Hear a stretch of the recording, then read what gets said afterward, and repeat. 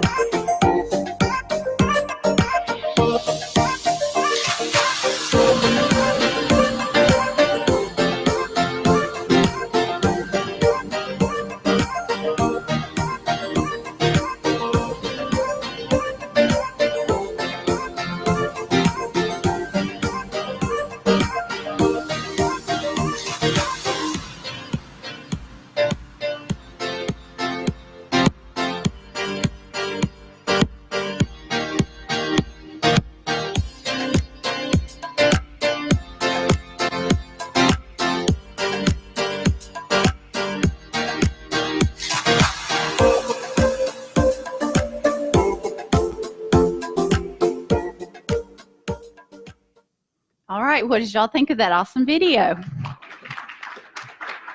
These are just some of the ways our association is truly making it happen this year. So today we're pleased to welcome a true partner in our community, Huntsville Utilities, for an update entitled Energize Your Business. Joining us today for this are Leon Wass, Energy Service Supervisor, and Joe Gehrdes, Director of Communication, to share updates about our energy programs, new infrastructure, and much more.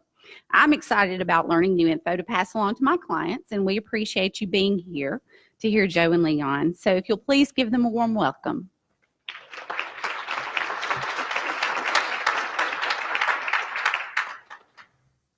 Thank you, Cindy. All right. How's that? Sold my house last year, 2018, and Zach helped me out with that. he told me, he said, Leon, if you list this house, you better have a place to live. And I thought, well, we'll see about that. So we listed it and got a sign in the yard, and I waited and I waited and I kept waiting. And finally, Zach called me.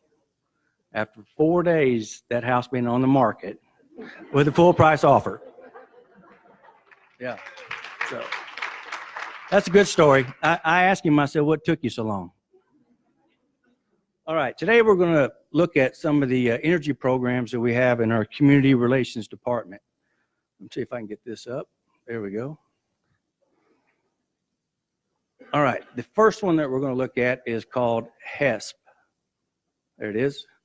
That is Home Efficiency Survey Program. And under this program, there is a $50 charge per house, and our technicians will come out and evaluate the house and try to find ways to make it more energy efficient. What they're going to be looking for and at is the windows, the doors, the HVAC systems, your duct system, your insulation, and the water heater. After the inspection is done, you'll receive a report that'll have a breakdown of all the upgrades that they recommend to make your home more efficient.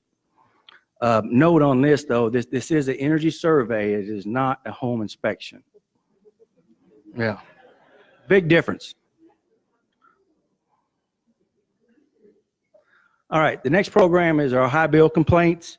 If you receive sudden, unexpected high utility bill, we will come out and try to find, with our technicians, look at the house and try to find the cause of it. In most cases, it is usually either the HVAC system or the hot water heater. And on this program, there is no charge to come out and do that.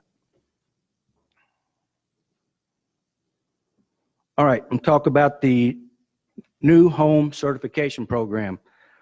New home builders have to meet the state energy code, and we have certified technicians that will come out and do a rough-in inspection.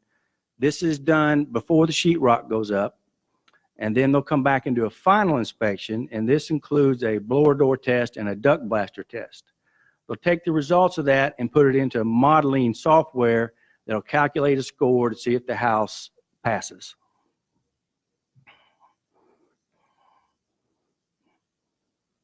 The next one is our solar customer generation, and through our Green Power Providers program, we help facilitate a three-party participation agreement between Huntsville Utilities, TVA, and the applicant.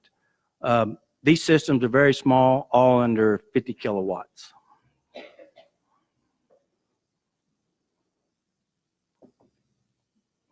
Okay, the last program is our low-income program. In the past, we have partnered with TVA, Huntsville Housing Authority, the City of Huntsville's Operation Green Team for funding, but we now have a funding source through our customer donations program called Project Share. And in order for these homeowners to qualify, it is based on their income, so we'll need to know what their yearly income is. Also, they do have to be the homeowner, and then they'll have to provide with a picture ID.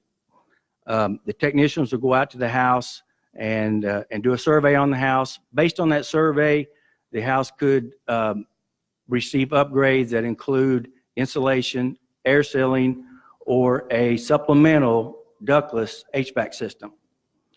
Also in this program, we are doing some testing right now, trying to look at ways that we can improve air quality in these homes, and there's more to come on that. Like I say, we're just in the testing phase right now. With that, I think I'm going to turn it over to Joe, and when he gets through, if we have any questions, I'll get back to you, I promise. Okay. All right. Sure, because I think what I'm going to talk to you about will generate questions as well, so we just thought we'd tackle all those at the end. First, hello.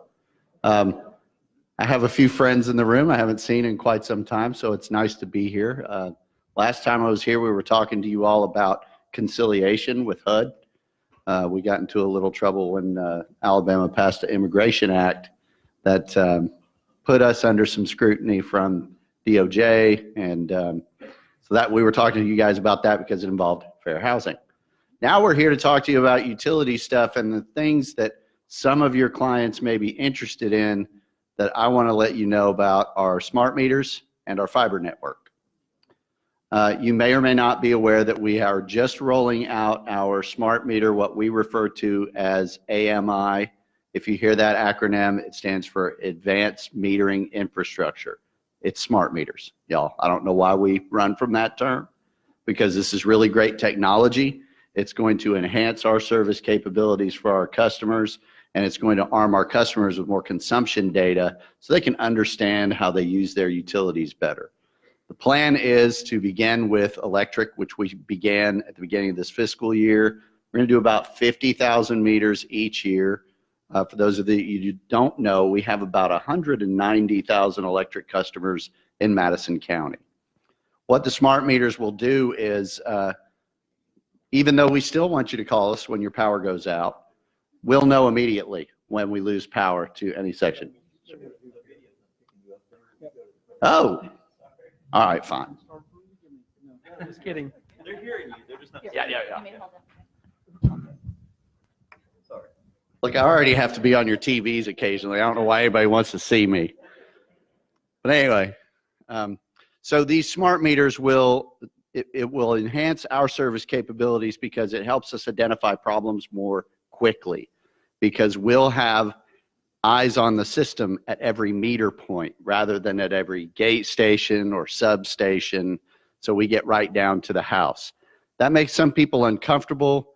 If you get questions from folks that are in the housing market, they can call us. Certainly, we have information on our website, but there's nothing to fear from this technology, and it's not new technology. Utilities have been getting into this for roughly 25 years now.